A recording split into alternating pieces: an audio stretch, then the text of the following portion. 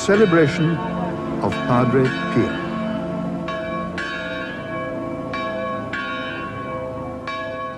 On the 23rd of May, Pope John Paul came to pray and pay homage at the tomb of a man who has been called the greatest mystic of our century. A man who followed in the steps of St. Francis of Assisi, with whom he shared a nationality, a name, and a faith, and with whom he will perhaps share infinitely more. Because the man buried here surely deserved to join St. Francis in the company of saints. The Holy Father had come here to San Giovanni Rotondo twice before. He came when he was a simple priest from Rome and as a cardinal from Krakow. Today, he comes as Christ's vicar on earth.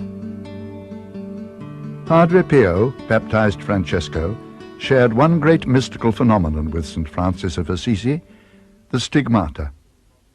The image of Christ in his passion, his bleeding body bearing the 5 wounds, his head lacerated by the crown of thorns.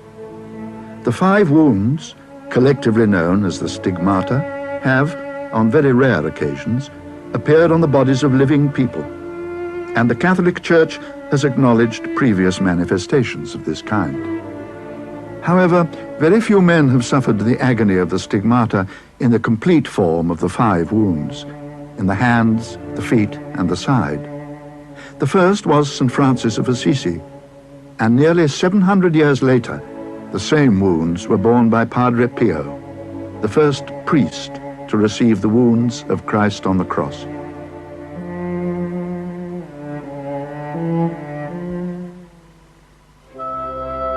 Here, in the village of Pietrelcina, in the rugged south of Italy, he came into the world on May the 25th, 1887, in this small house.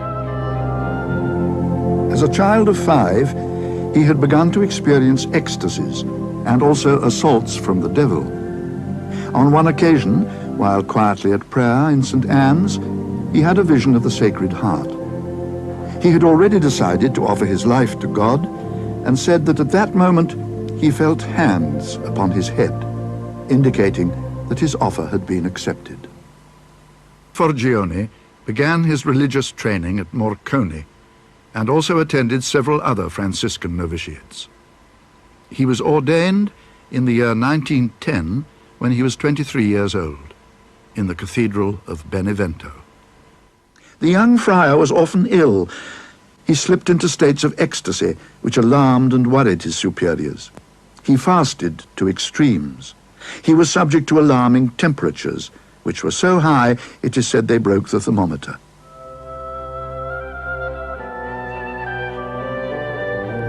Concerned about his health, puzzled by his fevers, trances, and visions, the friars sent him back to his own village of Pietrelcina. In September 1910, he had already begun to experience inexplicable pains in his hands. A year later, the young man wrote to his superior, Padre Benedetto, "Yesterday evening something happened which I can neither explain nor understand. In the center of the palms of my hands, a red patch appeared, accompanied by a sharp pain. I also feel some pain in the soles of my feet." Knowing full well what these pains foretold, he begged God to spare him the embarrassment, though not the pain, of the wounds. Padre Pio was soon to suffer pains that he would gladly endure, but a notoriety that he found hard to live with. The full and terrifying appearance of the stigmata occurred on the morning of September the 20th, 1918. Padre Pio was in the choir of the old church in San Giovanni Rotondo, having celebrated Mass. He described what happened thus: "I yielded to a drowsiness similar to a sweet sleep, and during this I saw a mysterious person. His hands and feet and side were dripping with blood. This sight terrified me. The vision slowly disappeared, and I became aware that my hands, my feet, and my side were also dripping with blood. Padre Pio was 31 years old.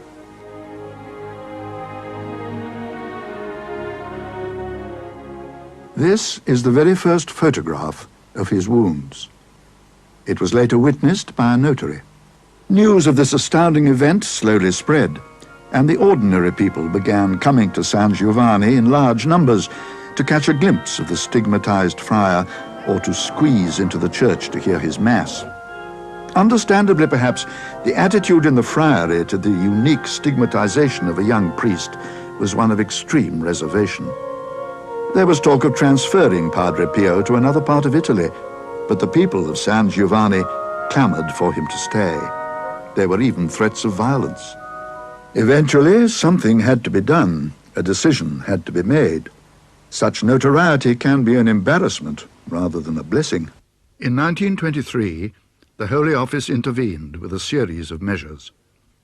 It declared that there were no signs of the supernatural in the case and ordered Padre Pio not to say Mass in public and to cease all written correspondence.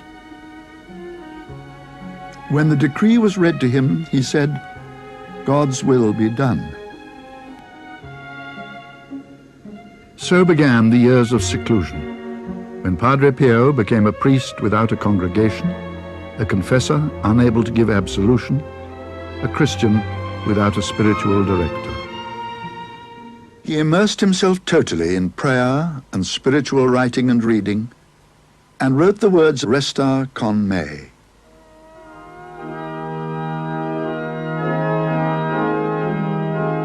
Stay with me, Lord. Thou knowest how thee I can forget. Stay with me, Lord. Thou knowest without thy strength I fall. Stay with me, Lord, for without thee my fervor fails. Stay with me, Lord. Thou art my light, thou art my life. Some time passed before the ban was lifted. Pope Pius XI, on further examination of the facts, permitted Padre Pio to resume his ministry. Eventually, a larger church had to be built to accommodate the huge congregations made up of people who came from all over the world. The flow of pilgrims began again with renewed fervor. They came then, and still they come. Padre Pio often spent 12 to 18 hours a day in the confessional. Even so many people came that a wait of 2 or even 3 weeks. He could read your mind, your soul, and when God gave him the light to see the soul of a person, Padre Pio really, will tell him or her the sins, and also if sometimes they are not ready or they were not sincere in their confession, you will send them away without absolution. Padre Pio talk with undying affection and admiration of a man who spent 50 years in extreme pain, for there is no doubt that he suffered real anguish from real wounds. The medical evidence of the stigmata supplied by doctors who examined Padre Pio over the years is impeccable. Dr. Luigi Romanelli, Dr. Giorgio Festa, and Padre Pio's personal physician, Dr. Sala, provided documentary evidence, as did many other independent medical experts, that the wounds were genuine and showed no signs of either healing or festering. As he reenacted the passion and death of Christ, Padre Pio became a man of sorrows, offering himself with Jesus for the salvation of the world.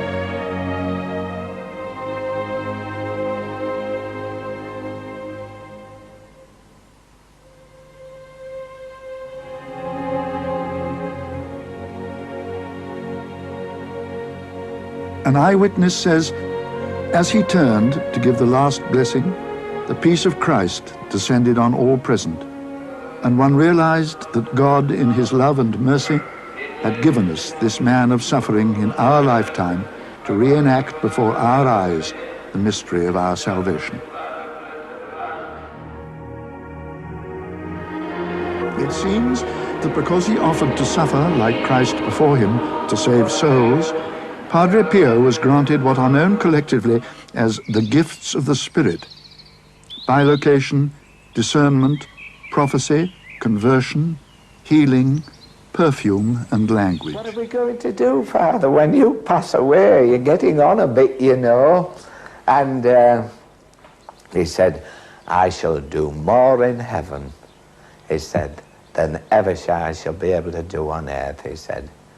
And not one of I shall never enter heaven, he said, or rest until all of my spiritual children are in heaven. That's right. And that is exactly as it happened to me.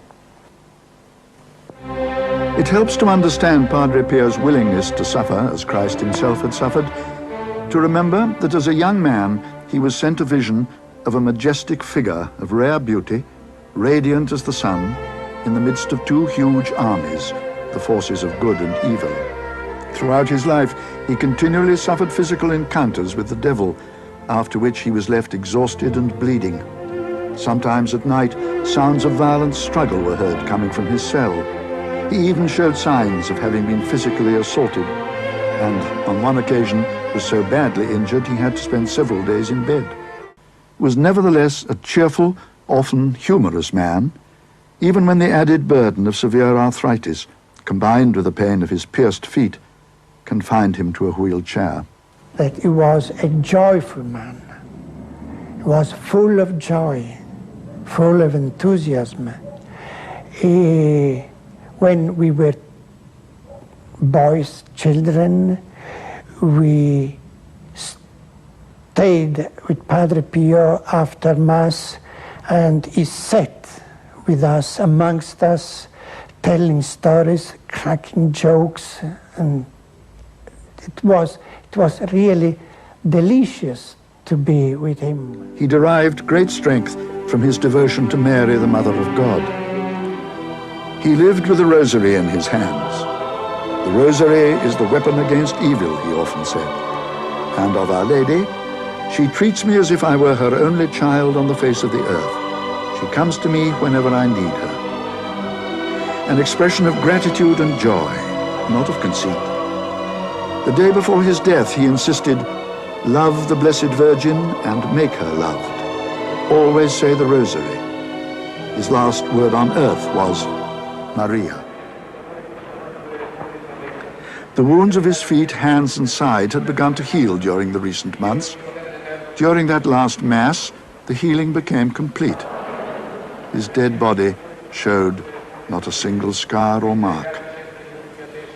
He was already sharing his Saviour's resurrection.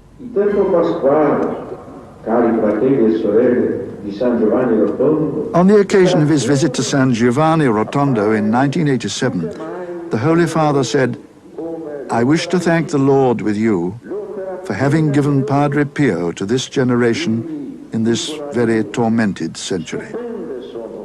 In his love for God and for his brothers, he is a sign of great hope, and he invites us all not to leave him alone in this mission of charity.